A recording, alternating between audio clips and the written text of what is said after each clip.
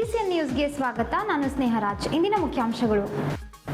ಸೋಮಶೇಖರ್ ಬಿರಾದರ್ ರಾಜ್ಯ ಉಪಾಧ್ಯಕ್ಷರಾಗಿ ನೇಮಕ. ಹೋರಾಟದ ಮೂಲಕ ಹಕ್ಕು ಪಡೆಯುವ ಶಕ್ತಿ ಸಂಘಟನೆಗಿದೆ. CS ಷಡಾಕ್ಷರಿ. ಮಾರ್ಚ್ 1ರಂದು ಶ್ರೀ ರೇಣುಕಾಚಾರ್ಯ ಜಯಂತಿ ವಿಜೃಂಭಣೆಯಿಂದ ಆಚರಣೆ. ನಗರದಲ್ಲಿ ಭಾವಚಿತ್ರದ ಭವ್ಯ ಮೆರವಣಿಗೆ. ಶಿವಾನಂದ್ ಬಿ ಕರಾಳೆ. ಗ್ರೀನ್ ಮಹಾಶಿವರಾತ್ರಿ. ಸಿಹೋರ್ನಲ್ಲಿ ಭವ್ಯ ರುದ್ರಾಕ್ಷಿ. ಕಾಡವಾದ್ನಲ್ಲಿ ಸಸಿಗಳು ನಡೆಸಿದ ಶಿವಭಕ್ತರು. ಕರ್ನಾಟಕ ರಾಜ್ಯ ಸರ್ಕಾರ ನೌಕರರ ಸಂಘದ ಅಧ್ಯಕ್ಷರಾಗಿ ಪ್ರಥಮ ಬಾರಿಗೆ ಬೀದರ್ ನಗರಕ್ಕೆ ಆಗಮಿಸಿದ ಅವರನ್ನು ಜಿಲ್ಲೆಯ ನೌಕರರ ಸಂಘದಿಂದ ಮಂಗಳವಾರ ಆಯೋಜಿಸಿದ ಅಭಿನಂದನಾ ಸಮಾರಂಭವು ಅದ್ದೂರಿಯಾಗಿ ನಡೆಯಿತು. ಇಲ್ಲಿಯ ಮಾಸ್ಟಿಫ್ ಸೆಲೆಕ್ಟೆಡ್ ವೈಬ್ ಹೋಟೆಲ್ನಲ್ಲಿ ರಾಜ್ಯಾಧ್ಯಕ್ಷರಾಗಿ CS ಷಡಾಕ್ಷರಿ ಅವರ ಜಿಲ್ಲಾ ಸರ್ಕಾರಿ ನೌಕರರ ಸಂಘದಿಂದ ಅಭಿನಂದನಾ ಸಮಾರಂಭವು ನಡೆಯಿತು.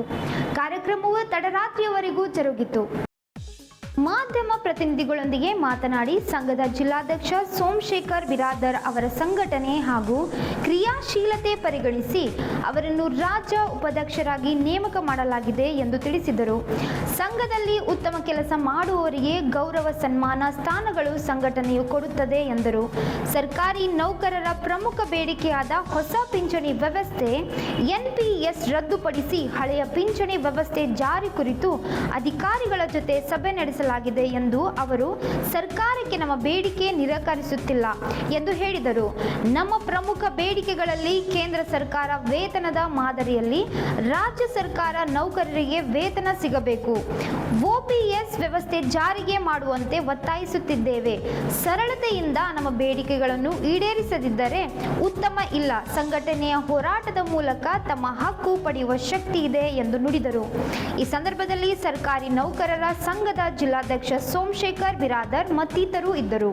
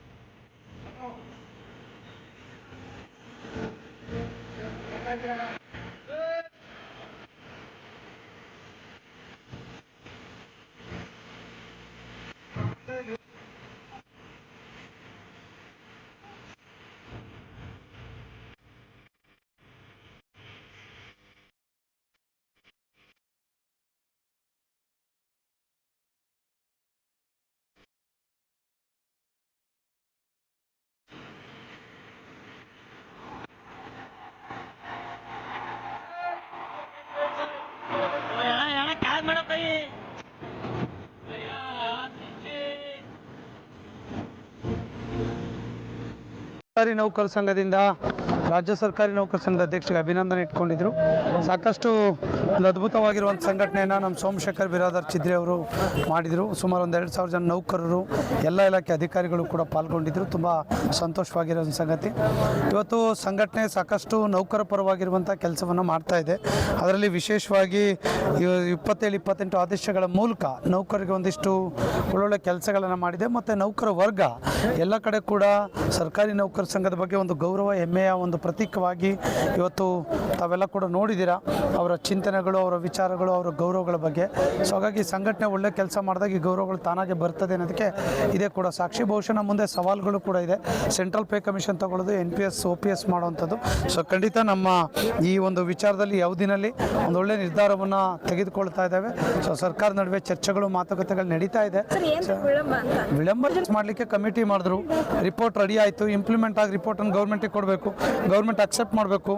NPS to UPS OPS ಅಥವಾ ಬೇರೆ ಬೇರೆ ಏನು ಬೆನಿಫಿಟ್ ಈ ಥರದ್ದೆಲ್ಲ ಆಗಿದೆ. ನಾವು ಕೂಡ ಮೀಟಿಂಗ್ಗಳನ್ನು ಕಳೆದ ತಿಂಗಳು ಅಧಿಕಾರಿಗಳ ಜೊತೆ ಎಲ್ಲ ಕೂಡ ಆಗಿದೆ. ಬಟ್ ಮಾಡಬೇಕಾಗ್ತದೆ. ಸೊ ಇದ್ರೋದನ್ನು ಮಾಡಿಸ್ಕೊಳ್ಳುವಂಥ ಶಕ್ತಿ ಸಂಘಟನೆಗಿದೆ. ಸೊ ಹಾಗಾಗಿ ನಾವು ಸಮಯ ಸಂದರ್ಭ ನೋಡ್ತೇವೆ. 2 ವರ್ಷಕ್ಕೆ ಮುಂಚೆ ಕೂಡ ನಾವು ಡಿಸಿಷನ್ ತಗೊಳ್ಳೇಬೇಕಲ್ಲ.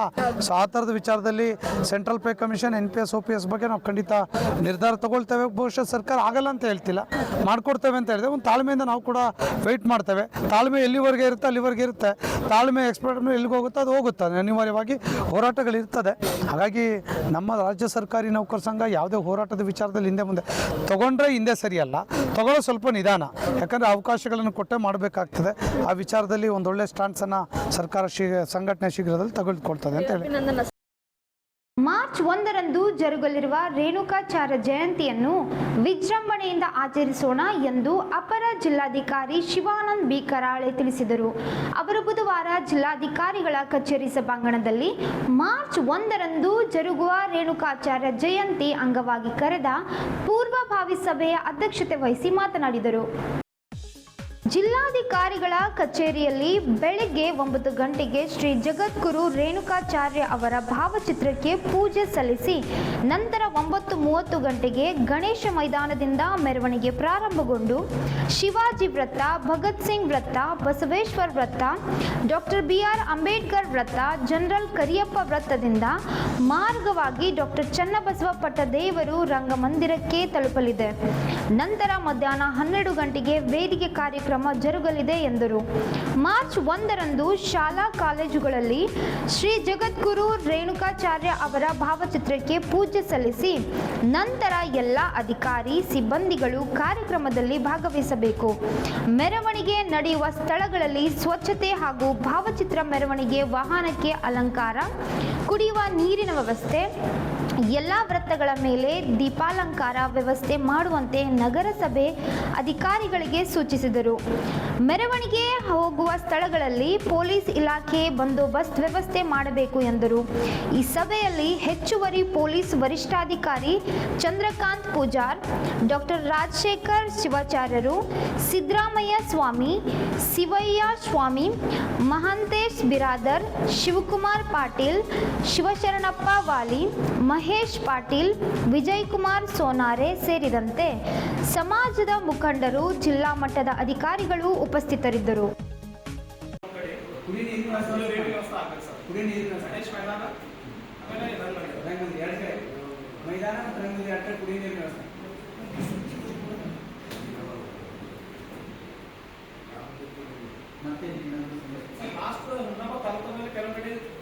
ಕಚೇರಿಗಳಲ್ಲಿ ಜಯಂತಿ ಮಾಡಿರಲಿಲ್ಲ ಸರ್.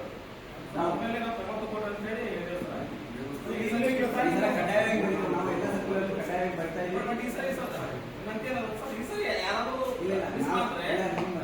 ಈ ರೀತಿ ಎಲ್ಲಾ ಜಯಂತಿಯಲ್ಲಿ ಬಂದ ಮೇಲೆ ನಾವು ಕಡ್ಡಾಯ ಕನ್ನಡ ಸಂಸ್ಕೃತಿ ಇಲಾಖೆ ಕಳಿಸ್ಬೇಕು. ನಾವು ಪ್ರೊಸೀಜರ್ ಅಲ್ಲ, ಅದಕ್ಕೆ ನಾವು ಈಗೇನ ಈ ರೀತಿ ಕಂಪ್ಲೇಂಟ್ ಬಂದ ಮೇಲೆ ನಾವು ಒಂದು ಪ್ರೊಸೀಜರ್ ಚೇಂಜ್ ಮಾಡಿದ್ದೀವಿ. ಕಡ್ಡಾಯವಾಗಿ ಆಚರಣೆ ಮಾಡೋದ್ರ ಜೊತೆಗೆ ಅವ್ರ ಫೋಟೋವನ್ನ ಕನ್ನಡ ಮತ್ತು ಸಂಸ್ಕೃತಿ ಇಲಾಖೆ ಮೇಲ್ ಮಾಡಬೇಕಂತ ನಾವು ಎಲ್ಲರಿಗೂ ಸರ್ಕ್ಯುಲರ್ ಕಳಿಸ್ತೇವೆ. ಆಮೇಲೆ ಸ್ಕೂಲು ಕಾಲೇಜ್ ಎಲ್ಲ ಕಡ್ಡಾಯವಾಗಿ ಮಾಡ್ತಾರೆ. ಮತ್ತೆ ಏನಾದ್ರೆ ಸಂಡೇ ಕೋರ್ಟ್ ಬರ್ತದ ಎಲ್ಲ ಅದು ಬಂದ ನಿಮ್ಗೆ ಏನೋ ತೊಂದರೆ ಇಲ್ಲ ಸರ್. ನಿಮ್ಮ ಡಿಸ್ಟ್ರಿಕ್ಟ್ ಫೋನ್ ಮಾಡ್ತಾರೆ, ನಾವು ಹೇಳಪ್ಪ ಇಲ್ಲ ಸರ್. ಅದರಿಂದ ಅಡ್ವಾನ್ಸ್ ಹೇಳುತ್ತೆ ಸರ್. ಇಲ್ಲಿ ಮತ್ತೆ ದಯಮಾಡಿ ಸಂಡೇ ಬಂದಾಗ ಏನು ಹೇಳುತ್ತಿಲ್ಲ ಸರ್. ನಾನು ಹೇಳಿದ್ರೆ ಏನೂ ಆಗಲ್ಲ ಸರ್. ಅಲ್ಲ, ನಮ್ಮ ವಿಶ್ವಾಸ ಬ್ಲಾಂಕೆಟ್ ಪರ್ಮಿಷನ್ ಇಲ್ಲ, ನಾವು ಹೊಂದ್ಕೊಂಡು ಹೋಗೋಣ ಅಷ್ಟೇ.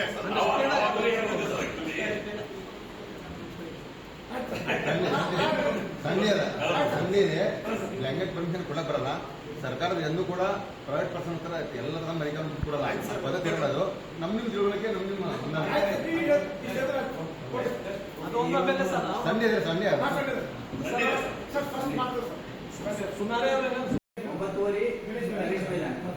ಆಮೇಲೆ 12 ಗಂಟೆಗೆ ಆಮೇಲೆ ಕಲಾ ತಂಡದ್ದು ಕೊಡ್ತಾರೆ. ಆಮೇಲೆ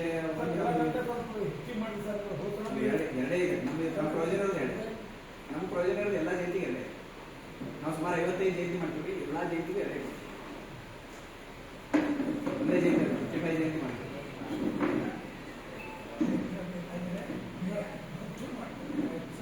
ಯಾಕಂದ್ರೆ ಅವ್ರವ್ರ ಈಗ ನೋಡ್ರಿ ಅವ್ರವ್ರ ಸಮಾಜದವ್ರು ಹೆಚ್ಚಿಗೆ ತಗೊಂಡಿರ್ತಾರೆ. ನಾವು ಕೊಡೋದು ಎಲ್ಲ ಸಮಾಜ ಜಯಂತಿಯಲ್ಲಿ ಎರಡೇ ಕೊಡ್ತೀವಿ.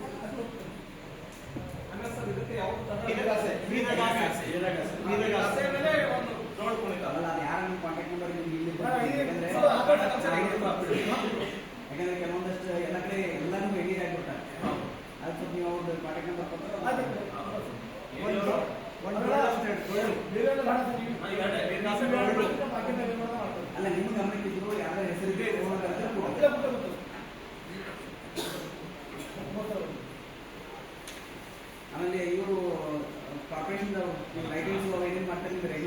ಜಯಂತಿ ಮಾಡ್ತೀರಿ, ಒಂದು ಜಯಂತಿ ಎಲ್ಲ ಮಾಡ್ತೀವಿ, ರೆಗ್ಯುಲರ್ ಜಯಂತಿಗೆ ಏನೇ ಮಾಡ್ತಾರೆ ಅಂತ ಹೇಳ್ತೀನಿ.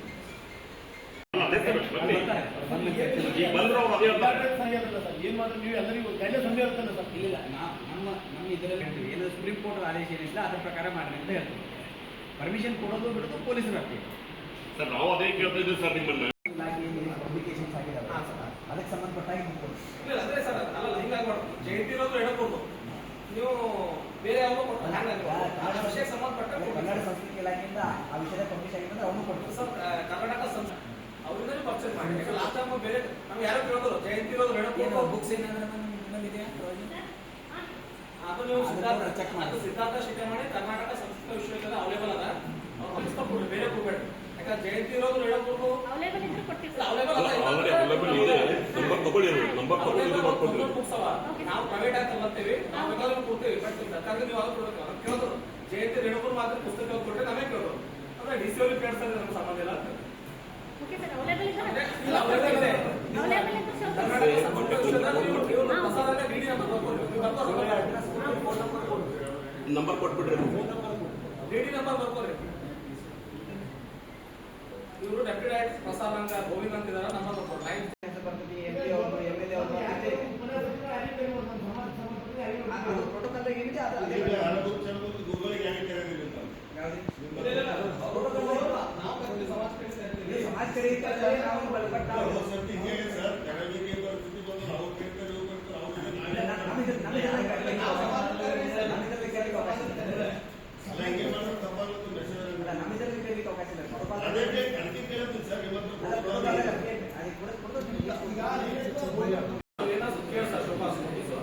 ಎಷ್ಟು ಜನ ಡಿಪಾರ್ಟ್ಮೆಂಟ್ ನಾವೆಲ್ಲ ಮಾಡ್ತೀವಿ. ನಿಮ್ಗೆ ಏನು ಇದಕ್ಕೆ ನಾವೆಲ್ಲ ಏನಿದೆ 55 ದಿವಸ ಅಲ್ಲಿ 55 ದಿವಸ ಸರಿ ಅಲ್ಲಿ ಮೀಟಿಂಗ್ ಇರ್ತಾವೆ. ಯಾಕಂದ್ರೆ ಈಗ ನೋಡಿ ನಮ್ದು ಒಂದು ವಿಷಯ ಐತೆ, ಅಲ್ಲಿ ಸ್ಟಾರ್ಟ್ ಆಗಬೇಕಾಯ್ತು, ನಾನು ಬಿಟ್ಟು ಕೂತಿದ್ದೀನಿ. ಸರ್ ನೀವು ಟೈಮ್ ಕೊಟ್ಟಿದ್ದು 11:30 ನೀವು ಟೈಮ್ ಕೊಟ್ಟಿದ್ರಿ. 11:30 ಎಲ್ಲರೂ 11:30 ಚಾಲೂ ಮಾಡ್ಬೋದಾಗಿತ್ತು. ಬರೀ 55 ಜಯಂತಿ ಮಾಡ್ತಾ ಇದ್ರಿ. ಎಲ್ಲ ಸಮಸ್ಯೆ ಎಲ್ಲ ಸಮಸ್ಯೆ ಮಾಡಬೇಕಾಗುತ್ತೆ. ಸರ್ಕಾರ ಕೊಡ್ಬೇಕಂತ ಹೇಳಿದ್ರೆ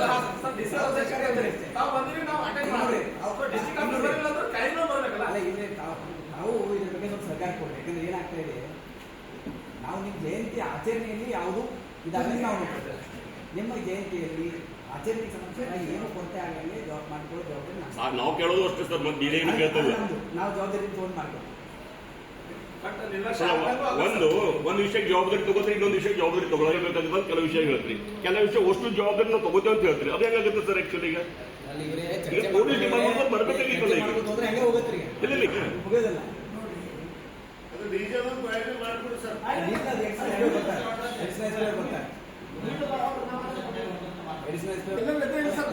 ನಮ್ದು ನೆಕ್ಸ್ಟ್ ಒಂದು ಬಿಸಿ ಇತ್ತು, ಅದಕ್ಕೆ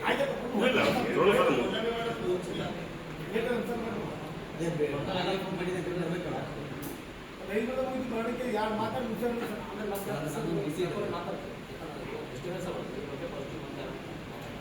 ಗಣೇಶ್ ಫೋಟೋ ಕೊಟ್ಟಿವಿ ನಾವು. ಮತ್ತೆ ನಾವು ಕೊಡ್ಬೇಕಲ್ಲ ಸರ್. ಮೊಬೈಲ್ ಚೆಕ್ ಪೇಟ್ ದಾಬಾ ಹತ್ರ ನಿಲ್ಸ್ಕೊಂಡಿರ್ತೀವಿ ಮುಂಚೆ ಮಾಡಿದ್ದು. ನೋಡ್ರಿ ಕೆಲಸ ಮಾಡ್ತಾರೆ ಸರ್. ಅದು ಆಕ್ಚುಲಿ ರಂಗಮಂತ್ರಿ ತರಬೇಕಾಗಿತ್ತು, ತರಲಿಲ್ಲ ಸರ್. ಅದು ಏನ್ ಮಾಡಿದ್ರು, ಯಾರನ್ನದು ಕೆಳಗಡೆ ಒಯ್ದು ದಾಬಾ ಹಾಸ್ಕೊಂಡು ನಿಂತ್ಕೊಂಡ್ಬಿಟ್ರು.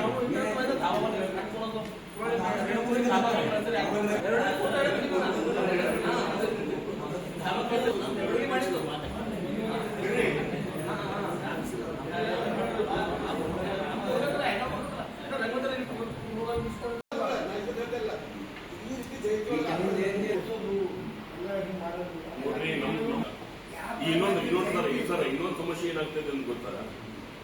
ಈಗ ಡಿಜೆ ಪರ್ಮಿಷನ್ ಯಾವ ಸಮಾಜದಲ್ಲೂ ಇಲ್ಲ, ಕೋರ್ಟ್ ಆದೇಶ ಇದೆ. ಆದ್ರೂ ಸಹ ಡಿಜೆ ಮಾಡ್ತಾ ಇದ್ದಾರೆ. ಯಾರಿಗೂ ಅಬ್ಜೆಕ್ಷನ್ ಮಾಡಲ್ಲ. ಬಟ್ ನಾವು ಕಾರ್ಯಕ್ರಮ ಮಾಡಲು ಪ್ರತಿ ವರ್ಷ ನಮ್ಮ ಸಮಾಜಕ್ಕೆ ಅಬ್ಜೆಕ್ಷನ್ ಮಾಡ್ತಾ ಇದ್ದಾರೆ ಡಿಪಾರ್ಟ್ಮೆಂಟ್ ಅವರು. ಇದು ಯಾಕಂದ್ರೆ ಇದು 2-3ನೇ ಸರಿ ಅಬ್ಜೆಕ್ಷನ್ ಮಾಡೋದು. ಎಲ್ಲಾ ಸಂಬಂಧದವರು ರಾತ್ರಿ ವೇಳೆ ಕುಳಿತಾರೆ, ಅವ್ರು ಯಾರೋ ಅಬ್ಜೆಕ್ಷನ್ ಮಾಡಂಗಿಲ್ಲ. ನಾವೇನು ಎಲ್ಲಕ್ಕಿಂತ ಕೀಳಿ ತಾಗಿದ್ದ ಅಂತ ಹೇಳಿ ಹಿಂಗದ ಏನಿಲ್ಲ ಸರ್. ಇದು ನೀವು ಪೊಲೀಸ್ ಅವರಿಗೆ ಇದನ್ನ ಮಾಡ್ಬೋದು. ಅವ್ರಿಗೆ ಮೀಟಿಂಗ್ ಬರ್ಬೇಕಾಗಿ ಬಂದಿಲ್ಲ. ಬಟ್ ಹೋದ್ಸಲ ನಮ್ದು PSF ಅಂತ ಅದೇ ಇತ್ತು. ಅಂದ್ರೆ ನಮ್ಗೆ ಬೇರೆ ಸಂಬಂಧ ಯಾವ್ಯಾವ ಏನೋ ಮಾಡೋದು ನಾವು ಪೊಲೀಸರಿಗೆ ತಕ್ಲೀಫ್ ಅದ. ಬರ್ಬೇಕಲ್ಲ ಸರ್, ಇವತ್ತು ಮೀಟಿಂಗ್ ಬರ್ಬೇಕಾಗಿಲ್ಲ. ಸರ್ ಎಲ್ಲರಿಗೂ ಒಂದೇ ಕಾಗದ ಸರ್, ಏನು ಬೇಕಾಗಿಲ್ಲ ಸರ್. ಅಲ್ಲ, ಇವತ್ತಿನ ಮೀಟಿಂಗ್ ಅಟೆಂಡ್ ಸಂಬಂಧಪಟ್ಟ ಇಲಾಖೆ ಬರ್ಬೇಕಲ್ಲ ಈಗ.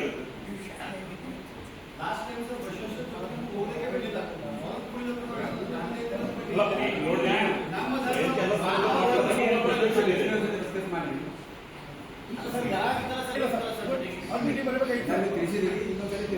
ನೋಟಿಫಿಕೇಶನ್ ಹಾಕಿರ್ಬೇಕಲ್ಲ ಎಲ್ಲರಿಗೂ ಹೋಗಿ. ಮತ್ತೆ ಯಾಕೆ ಬರ್ಲಿಲ್ಲ ಸರ್?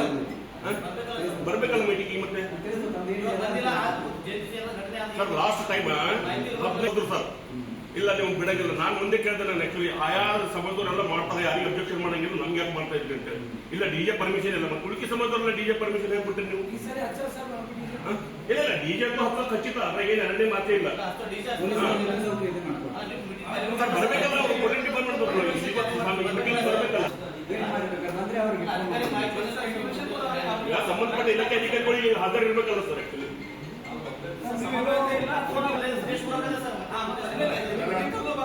ನೋಡ್ರಿ, ನಾವ್ ಇಲ್ಲಿ ತನಕ ಯಾವ ಜಯಂತಿ ಮಾಡಿದ್ರು ನಮ್ಮ ಜಯಂತಿಯಲ್ಲಿ ಒಂದು ಸಣ್ಣ ಚಿಕ್ಕ ಪುಟ್ಟ ಗಲಾಟೆ ಆಗಲ್ಲ. ಇದು ನಮ್ಮ ಇತಿಹಾಸ ಇದೆ.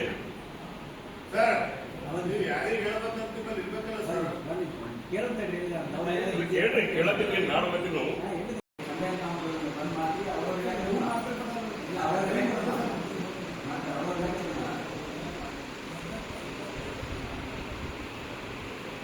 ಪೌರಸಭಾ ಸಮಿತಿಯನ್ನು ಹಾಕಿ ಸರ್ ನಾವು, ಅಂದರೆ ಇಲಾಖೆ ಬೇಡ ಸರ್ಕಾರವಾಗಿ. ಸೊ ಅದನ್ನು ಕೂಡ ನಾವೆಲ್ಲ ಉಪ ಸಮಿತಿ, ಬೇಡ ಸಮಿತಿ, ನಗರ ಸಮಿತಿ, ಸ್ವಾಗತ ಸಮಿತಿ ಮಾಡ್ತಾರೆ.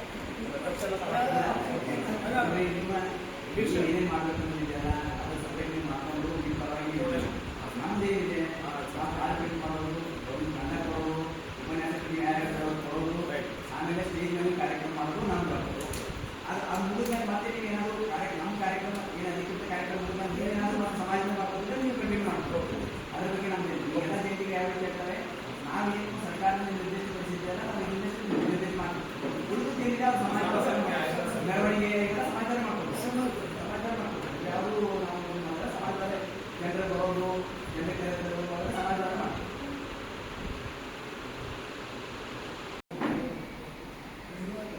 ಸಂಡೇ ಸರ್ ಕಾಲೇಜ್ ಎಲ್ಲ ಮೊದಲೇ ಸರ್ ಅವ್ರಿಗೆ ಇವತ್ತು ಯಾರು ಬರೋದಂದ್ರೆ ಸರ್, ಯಾಕಂತಂದ್ರೆ ಮತ್ತೆ ಸಂಡೇ ಇದ್ರಿ ನಾವು ಮಾಡಿದ್ವಿ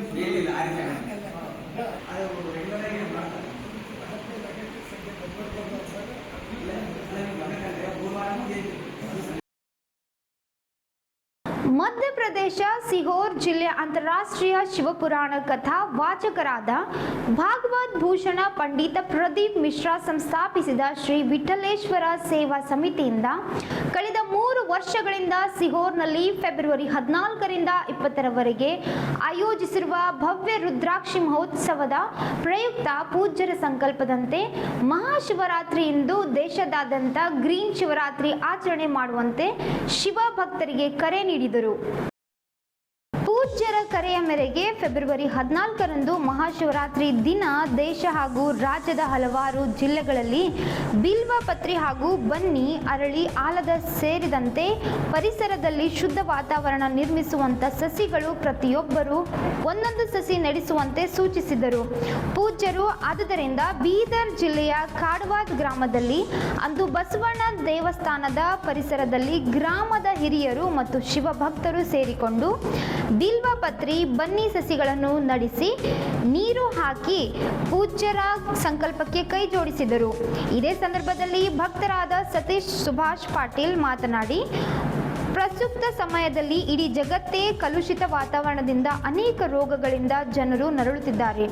ಕಾರಣ ಭೌತಿಕದ ಆಸೆಗಾಗಿ ನಮ್ಮನ್ನು ರಕ್ಷಿಸುವ ಗಿಡ ಮರಗಳು ನಾಶ ಮಾಡಿ ಶುದ್ಧ ಗಾಳಿ ಕೊಡುವಂತ ಮರಗಳ ಮಾರಣ ಹೋಮ ಮಾಡುವಂತ ಕೆಲಸ ನಡೆಯುತ್ತಿದೆ.